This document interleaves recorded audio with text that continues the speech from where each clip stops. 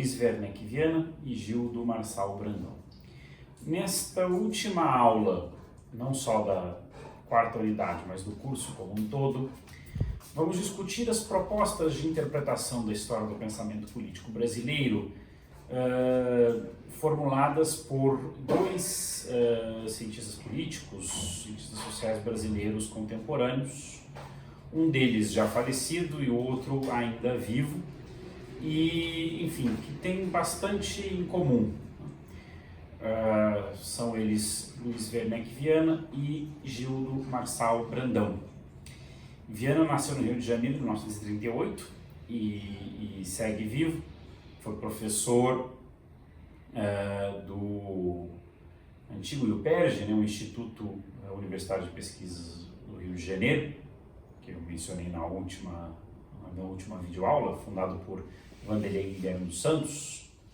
Aliás, aqui faço um parêntese para uma retificação, uma errata da aula passada, que eu atribuí a Bolívar Lamoni uma passagem pelo IUPERJ que não houve, eu me confundi com outro cientista político mineiro, Simon Schwarzman, esse sim, foi professor lá. Mas enfim, Luiz Werneck Viana defendeu seu doutorado na USP nos anos 70, orientado por Francisco Refort, sobre liberalismo e sindicato no Brasil, talvez sua principal obra, e entrou como professor no IUPERJ, onde fez carreira. Também foi vinculado à PUC no Rio de Janeiro, um dos principais cientistas políticos, sociólogos políticos desse período mais recente, trabalhando em particular com o pensamento político brasileiro. Gildo Marçal Brandão nasceu em 1949, apesar de ser 11 anos mais novo, faleceu já faz cerca de uma década, em 2010. Formado no Recife, em filosofia, na Universidade Federal de Pernambuco, ele era lagoano de nascimento. Gildo Marçal Brandão se mudou para São Paulo, fez o doutorado em ciência política na USP, começou o mestrado em filosofia, depois fez o doutorado em ciência política na USP, e foi professor do Departamento de Ciência Política da USP. Aliás, também orientado pelo Refort, no doutorado, sobre o doutorado sobre o Partido Comunista Brasileiro, a esquerda positiva, as duas almas do Partido Comunista. E foi professor do Departamento de Ciência Política da USP até 2010, quando faleceu precocemente. Eu tive a felicidade, inclusive, de ser seu último monitor numa disciplina de graduação em 2009. Bom, Werneck Viana e Gildo, ambos foram, aliás, membros do Partido Comunista Brasileiro. Entre os anos 70 e 80, integraram, juntamente com Carlos Nelson Coutinho, que também foi objeto dessa disciplina, uma vertente do Partido Comunista identificada com as ideias eurocomunistas de Enrico Berlinguer, a democracia como valor universal, e que também produziu um diagnóstico próprio sobre o país, baseado no conceito que nós também já discutimos de revolução passiva, ainda que com ênfases e leituras diferentes deste conceito, como eu terei ocasião de mostrar ao longo desta aula. Então, assim, só para situá-los também politicamente,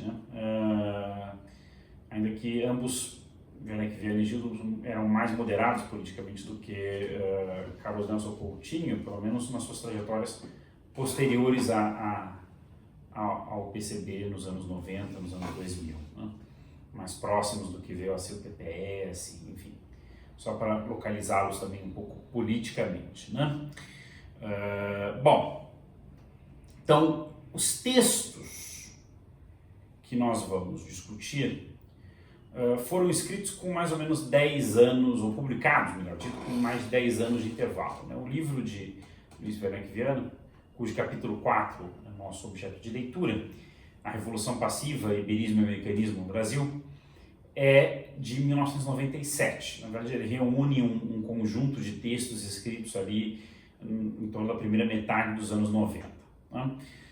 E o livro de Gildo Marçal Brandão, Linhagens do Pensamento Político Brasileiro, foi publicado em 2007. Eu acho estranho dar essa aula porque ela, em parte, para mim, história vivida, né? Eu, inclusive, estive neste lançamento. E também é um conjunto de textos escritos ao longo da primeira metade dos anos 2000. É um capítulo que nos vai ocupar, por exemplo, Linhagem do Pensamento Político Brasileiro, que é o primeiro capítulo, que dá título à obra, foi publicado na revista Dados em 2005. Né? Esse livro formava, digamos, esse conjunto de artigos foi a tese de livro-docência defendida por Gildo em torno de 2004, né? E é publicado finalmente em 2007. Né? E o capítulo de Werneck Viana que nós discutiu, o capítulo 4 da Revolução Passiva, foi uma comunicação apresentada originalmente em 1991, também publicada na revista Dados, mas originalmente apresentada no seminário sobre Oliveira Viana, que aconteceu aqui na Unicamp, né? Sobre o qual já falei na aula correspondente a Oliveira Viana, né? Que, enfim, houve um seminário aqui na Unicamp em sua homenagem, publicado também como livro como coletânea em 1993, pela L. de Rugai Bastos e pelo Joaquim de Moraes. Bom, então, do que tratam as obras? Né?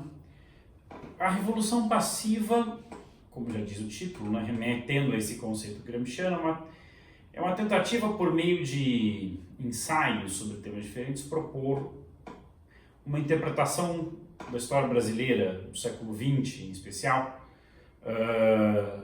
em torno deste conceito, e também uma história do pensamento brasileiro. Né? Trata um pouco das duas coisas, da história do Brasil, dos processos políticos brasileiros recentes, pelo menos a partir de 1930, em especial, com uma preocupação particular com o Brasil desde a redemocratização, e ao mesmo tempo reflete sobre a história das ideias no Brasil. Já o livro de Gildo do Marçal Brandão é mais especificamente dedicado à história das ideias, mas também refletindo uma série de preocupações acerca da história recente do Brasil, as transformações que o Brasil viveu, em particular a partir do final do século XX. E ambos procuram justamente flagrar continuidades e descontinuidades na história do pensamento político brasileiro, mas com especial preocupação em relação às continuidades, né? Quais são as formas de pensar o Brasil que têm persistido ao longo deste século, século e meio, desde o final do Império até o período da redemocratização, né? Em particular ao longo do século XX. Né? Bom, vou tratar os dois textos pela ordem, né, cronológica, começando então pelo de Luiz Werneck Viana, A Revolução Passiva. Eu vou para situar o capítulo 4, Iberismo e Americanismo, debate entre Tavares Bastos e Oliveira Viana, entre Oliveira Viana e Tavares Bastos, né? Eu vou só situar brevemente um pouco a leitura de Luiz Werneck Viana acerca da Revolução Passiva, até para distingui-la daquela feita por Coutinho, né, em Cultura e Sociedade do Brasil. Porque ele também lê a história do Brasil como uma história marcada por essa dinâmica da Revolução, Restauração, né, da transformação pelo alto, né, da modernização conservadora, enfim, todas essas conotações associadas ao conceito gramsciano de Revolução Passiva. Mas, diferentemente de Carlos Nassau Coutinho, Viana não vê esse processo como necessariamente ou sempre negativo, mas como uma característica da história brasileira e que, em determinados momentos, possui até certas virtualidades positivas. Um caso um pouco peculiar de um gramsciano que, em certos momentos, parece valorizar positivamente a Revolução Passiva. Claro, isso reflete posições políticas e modos muito distintos de ler Gramsci. Reflete também o momento em que Viana está pensando, alguns anos já depois da queda do Muro de Berlim e do fim da União Soviética, do colapso da União Soviética, e também alguns anos já depois da transição democrática no Brasil, né? Lembrando que Carlos Nelson Coutinho escreveu em 1979, né? E em meio ao governo Fernando Henrique Cardoso, né? O período de implementação / consolidação do neoliberalismo no Brasil, as privatizações, etc. E todo um acerto de contas, né, que Fernando Henrique Cardoso, de alguma maneira, fazia com a era Vargas, né? Lembrando que pouco antes de deixar o Senado, pouco antes de assumir a cadeira presidencial, Cardoso disse que era por isso que o Brasil precisava enterrar a era Vargas, né? Aí é claramente uma mensagem de condenação e de rejeição do passado recente do Brasil, em particular do nacional-desenvolvimentismo. Por outro lado, Werneck Viana também lida com a emergência de novos atores políticos durante o período de redemocratização, em particular o novo sindicalismo e o PT, que disputaram com sucesso ao PCB o espaço à esquerda no espectro político, né?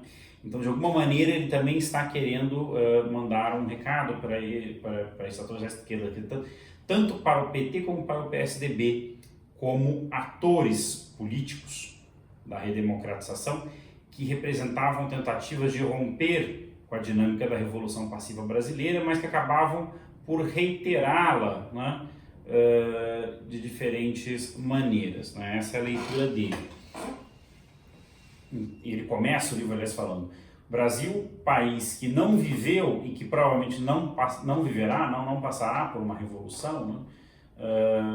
Possui uma história que é particularmente exemplar, né, da dinâmica da Revolução Passiva, né? Então é um pouco desse ponto de vista que ele parte, né? Mais adiante eu retomo um pouco as leituras dele sobre o Brasil recente. Mas vamos reportar mais especificamente como ele lida com o pensamento brasileiro dentro deste quadro mais amplo. É interessante que ele comece o capítulo 4, né? Só para dar um panorama dos capítulos anteriores, né? Antes de entrar no capítulo 4. O capítulo 1, ele justamente propõe uma perspectiva sobre a história brasileira em torno do conceito de Revolução Passiva. No segundo capítulo ele faz uma discussão sobre a obra do Gramsci e justamente a leitura que ele propõe dela a partir do conceito de Revolução Passiva, inclusive criticando a leitura do Carlos Nelson, né, a partir do Nacional Popular, etc., dialogando com os autores italianos, né, os intérpretes de Gramsci, Giuseppe Vacca, entre outros. No terceiro capítulo ele faz uma leitura sobre Tocqueville. Tocqueville é um autor importante, como nós veremos também no capítulo 4, né? E depois do capítulo 4, capítulo 5 propõe uma discussão sobre a modernização brasileira e as ciências sociais, né? A agenda de pesquisa das ciências sociais.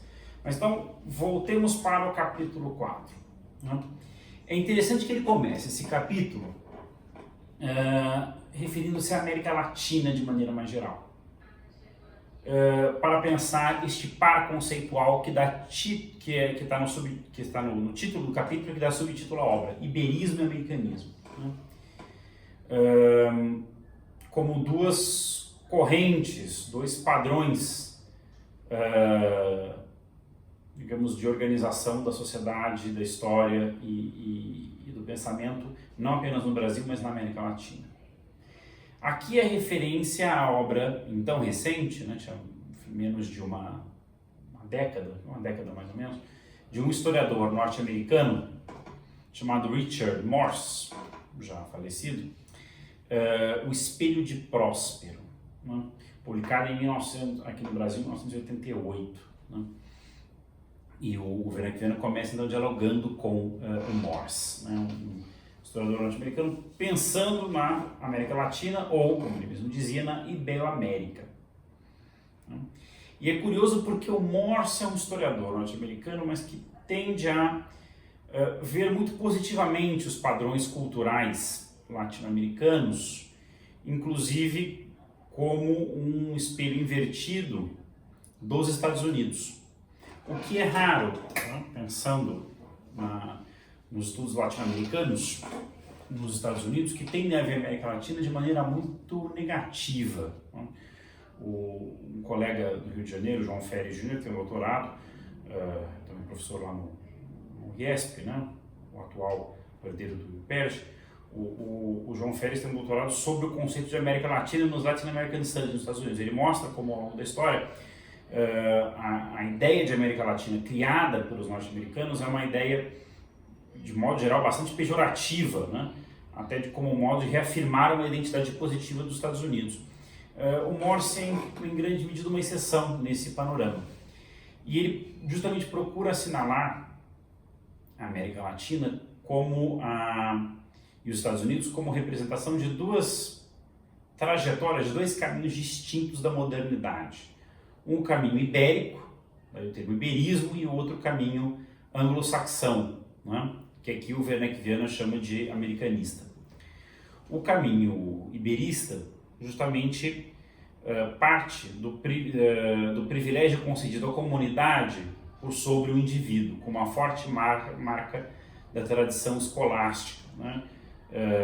Uma concepção mais organicista da sociedade como algo acima dos indivíduos, né? E que tenderia a se realizar no Estado. Enquanto a modernidade anglo-saxã, a versão hegemônica da modernidade, tende a privilegiar o indivíduo como unidade anterior à sociedade e, portanto, a sociedade como sendo instituída, idealmente, em função dos interesses dos indivíduos, né? Como constituído de uma associação de indivíduos livres. Daí uma relação com a tradição liberal, né? E a ideia de limitação do Estado em função dos interesses da auto-organização dos indivíduos em sociedade, etc. Ambas traduções, ambas formas de conceber o mundo moderno, né? Podem ter implicações ideologicamente muito variadas, né? A tradição anglo-saxã pode ter tanto uma inclinação para um individualismo possessivo, que se realiza no mercado e que normaliza a exploração, como também pode ter, enfim, consequências libertárias, no sentido da afirmação da liberdade política, sei lá, a tradição, pensando na ideia de desobediência civil, etc. Né? Já o iberismo também, desde concepções bastante conservadoras, autoritárias, né? e mesmo reacionárias, né? Apegadas à Idade Média, etc., como também concepções progressistas, mesmo radicais ou revolucionárias, digamos, de matriz russoniana, né? Como diz o Werner Viana, né? Pensando na afirmação da justiça social e na ideia de povo, ou pueblo, né? Como no vocabulário político hispano-americano, né? Que teriam certas afinidades com a ideia do nacional popular, etc.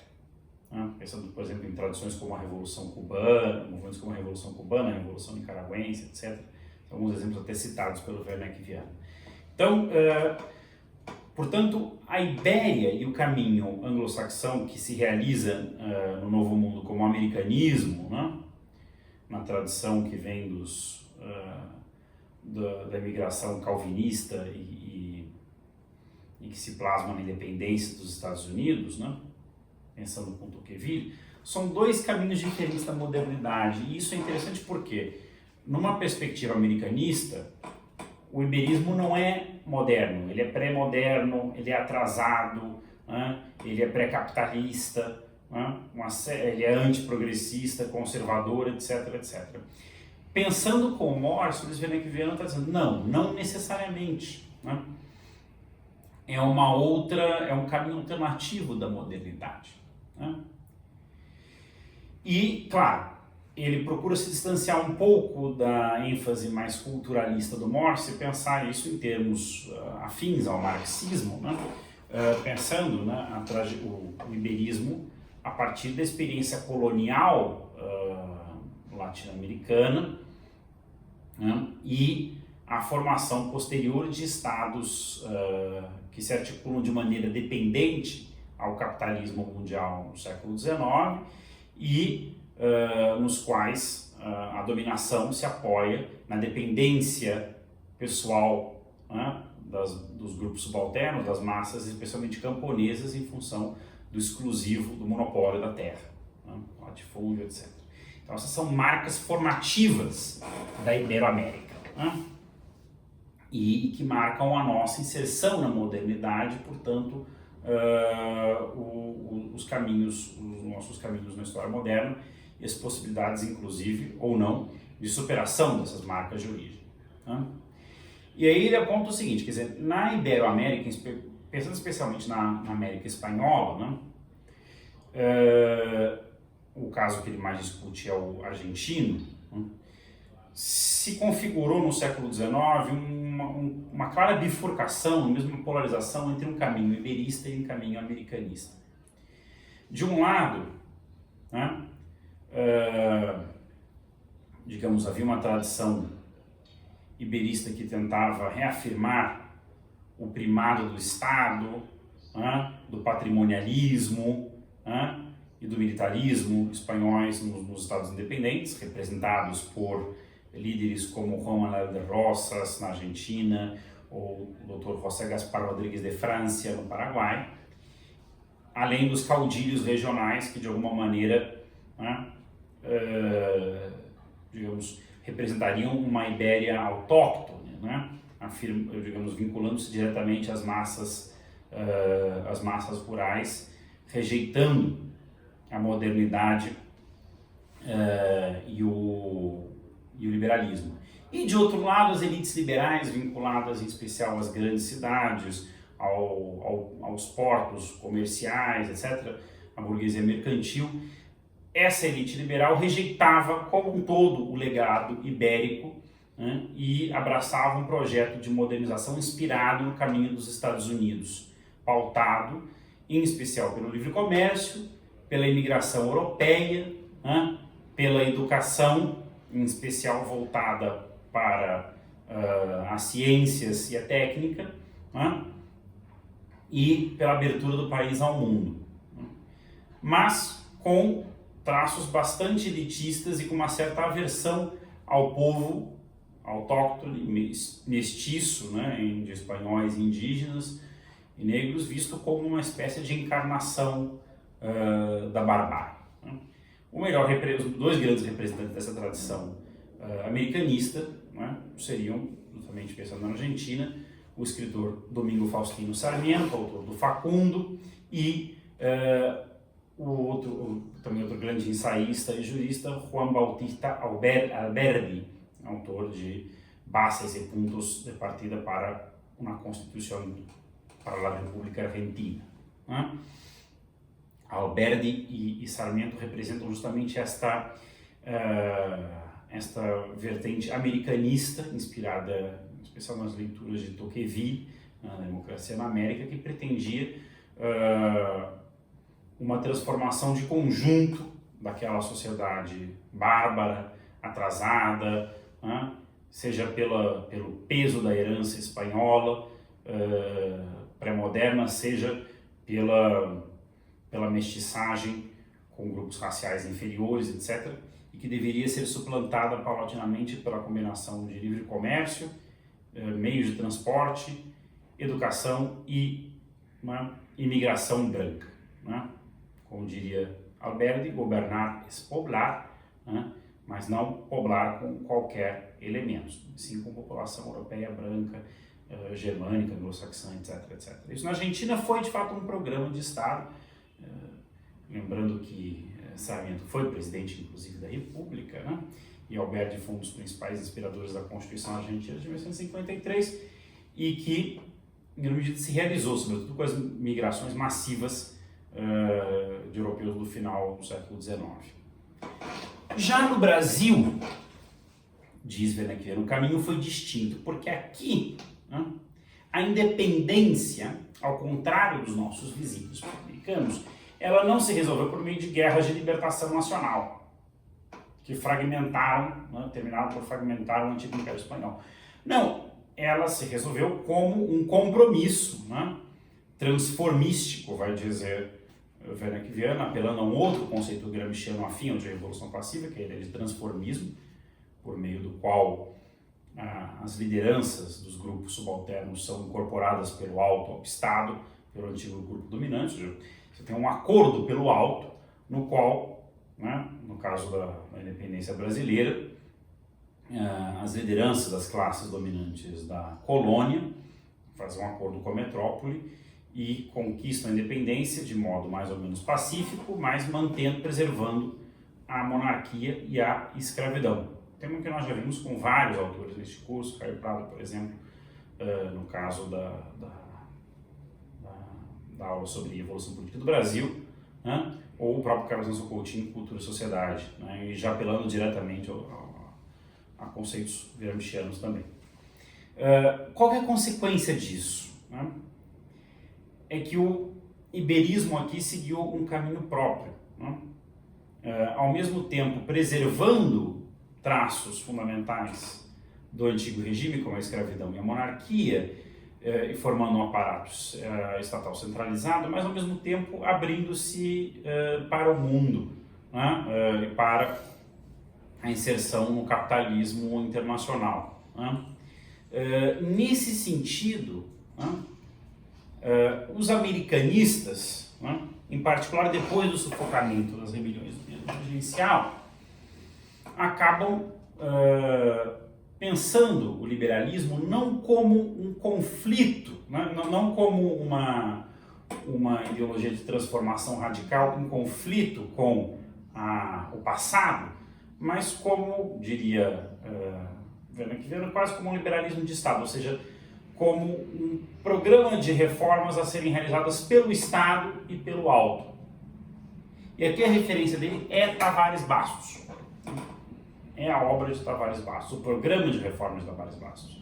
Ele vai dizer, Tavares Bastos, assim como os liberais da sua geração no Império, eram homens de Estado, ainda que politicamente marginalizados pelos conservadores, pelo Saquarema, eles não estavam fora do Estado, eles se pensavam como homens de Estado que queriam transformar a realidade nacional seguindo padrões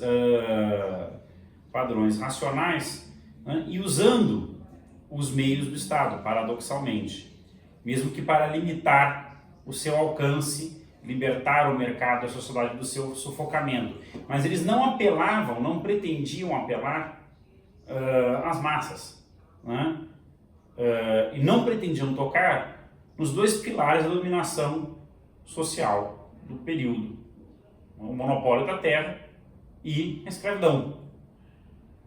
Eles tinham uma série de coincidências com Alberti e Sarmiento nesse sentido. O seu programa era imigração, instrução, livre mercado, né? Reformas institucionais, descentralização, né? No caso do Brasil em particular, descentralização da máquina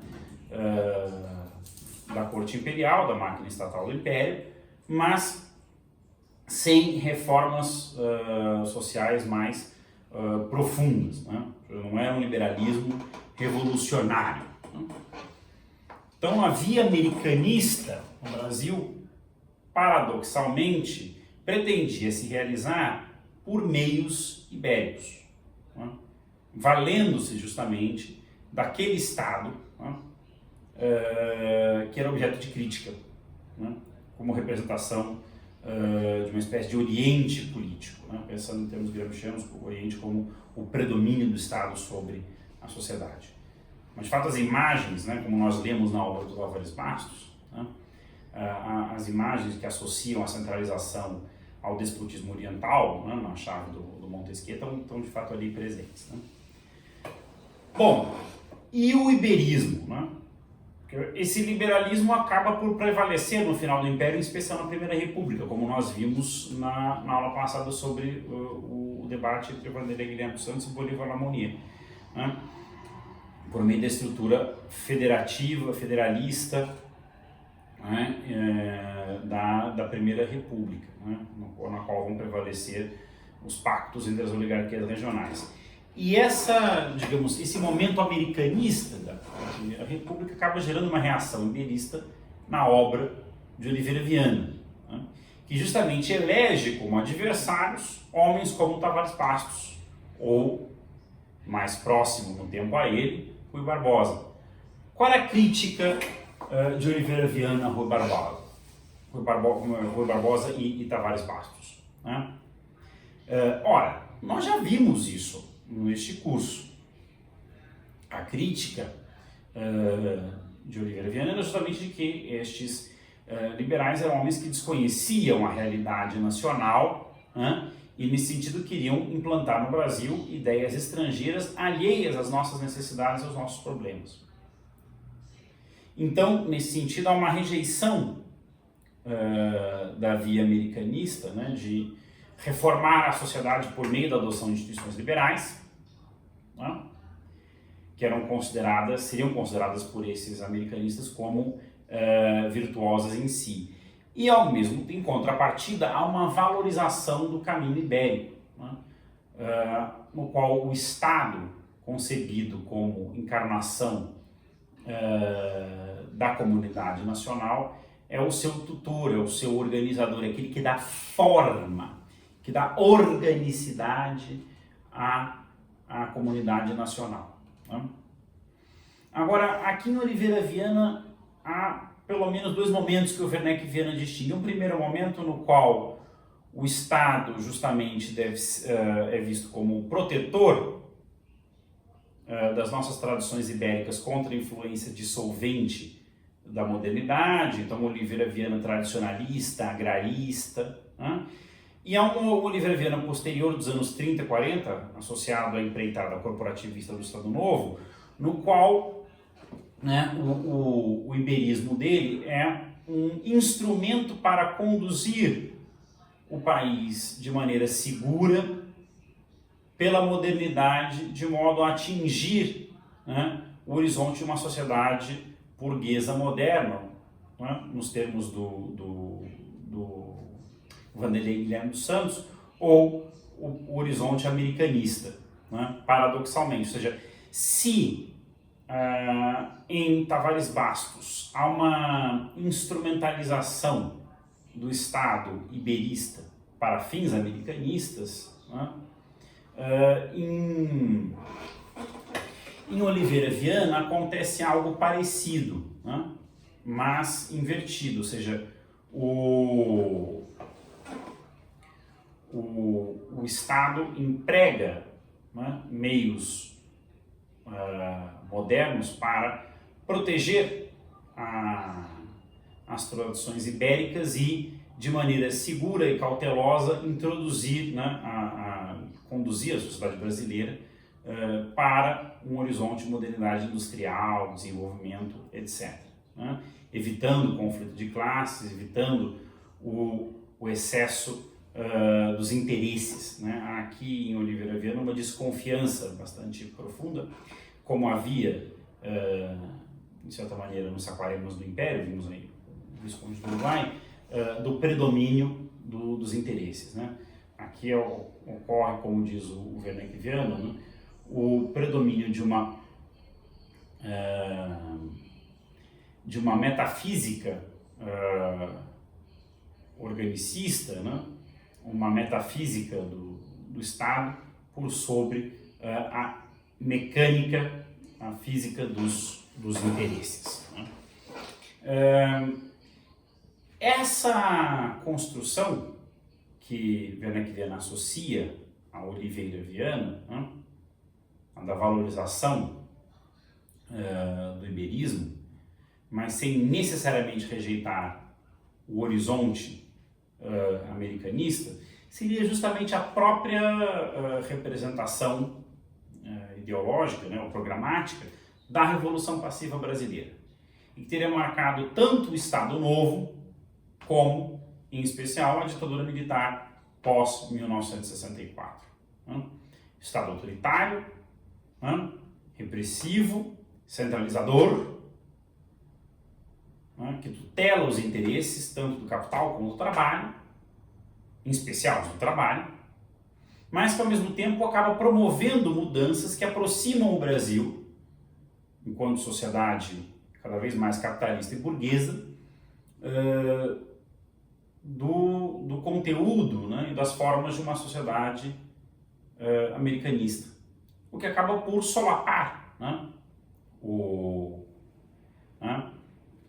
caminho ibérico, o iberista, né, com a afirmação de novos interesses, né, sociais auto-organizados que passam cada vez mais a questionar a tutela do Estado.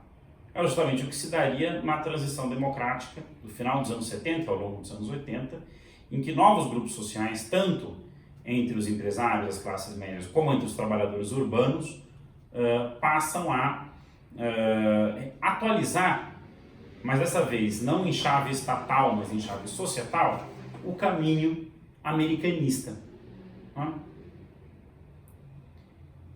Aqui eu retomo o que eu mencionei no começo da aula, né, que de certa maneira o PT e o PSDB, como partidos políticos novos, e que se pretendiam representar formas de ruptura com a tradição estatista da Era Vargas, seriam duas representações alternativas de um caminho americanista, né?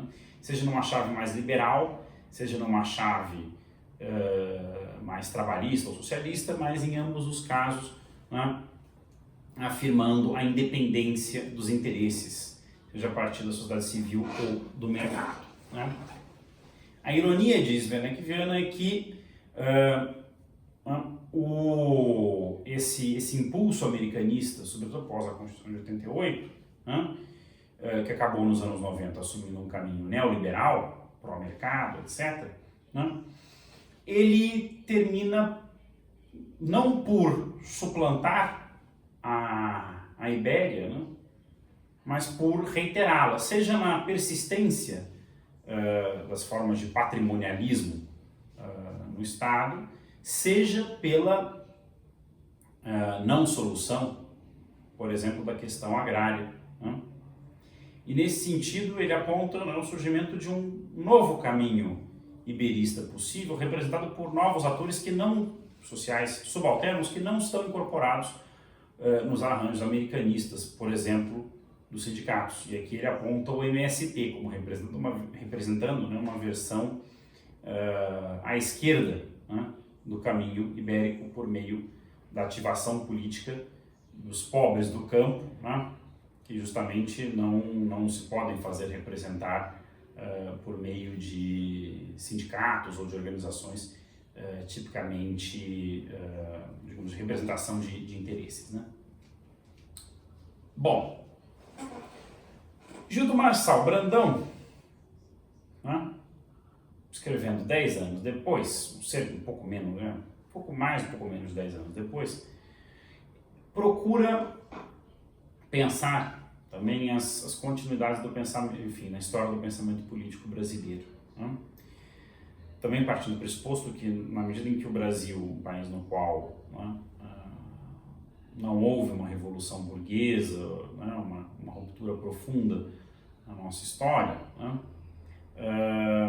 as continuidades no pensamento político são marcantes, né, embora ao mesmo tempo acabem não sendo percebidas como tais, porque sociedade de capitalismo retardatário, como é o caso do Brasil, né, e aqui a referência dele também é Lukács, né, cada nova geração acaba se imaginando como retomando, né, desde o zero o caminho das gerações anteriores, porque,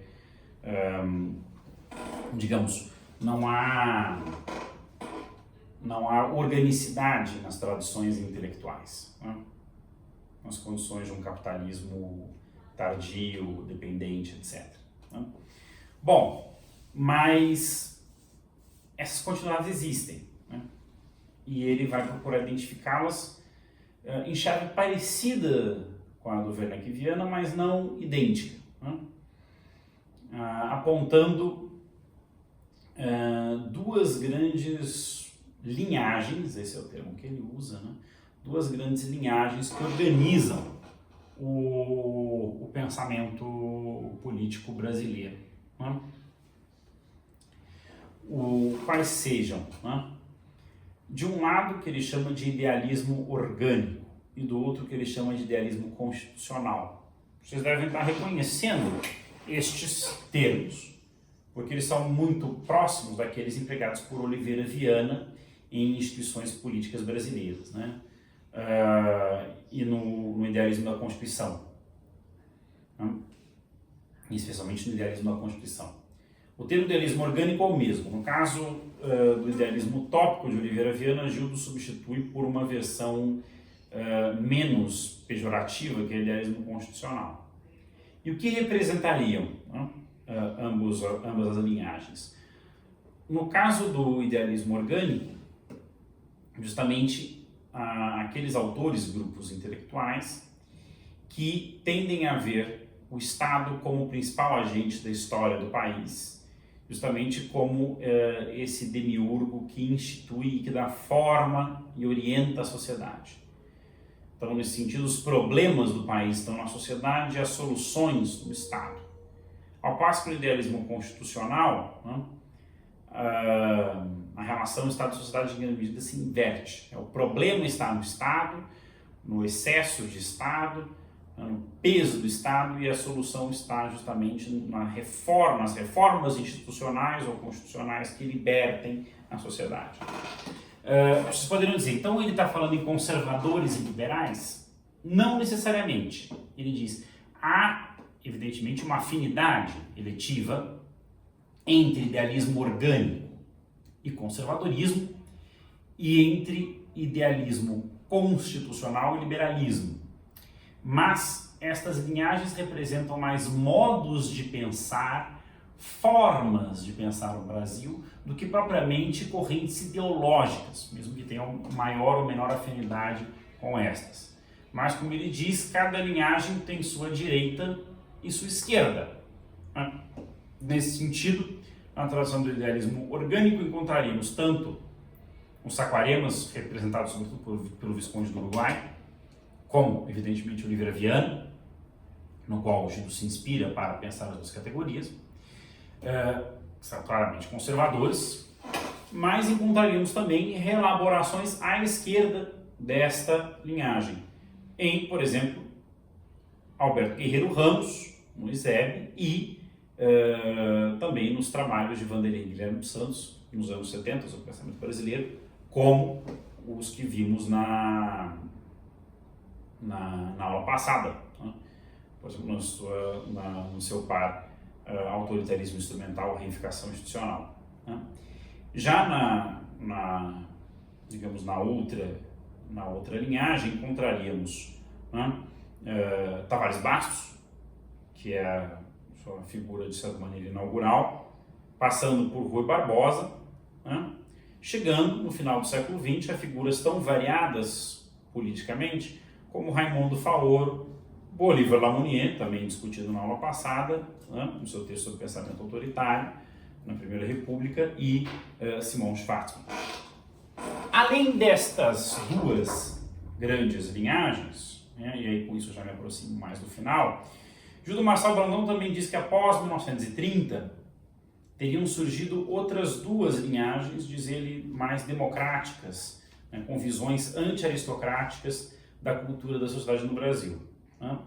O que ele chama de radicalismo de classe média, é que a influência principal é Antônio Cândido, né, no seu texto Radicalismos, em que ele procura pensar os impulsos reformistas e democratizantes na vida intelectual brasileira, desde Joaquim Nabuco até Sérgio Buarque de Holanda, passando por Manuel Bonfim, né, e que Gildo estende para a maior parte das tradições socialistas, em especial ligadas à escola sociológica paulista.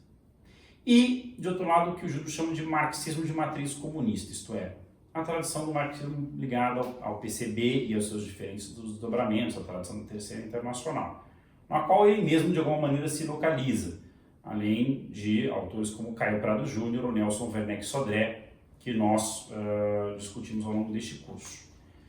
Há aqui um problema, né, porque há uma clara desigualdade em termos metodológicos entre as duas grandes linhagens que ele aponta desde o Império até o final do século XX, idealismo orgânico e constitucional, e radicalismo de classe média e marxismo de matriz comunista, que esta última claramente representa uma corrente política ideológica e não apenas um modo de pensar o Brasil, né?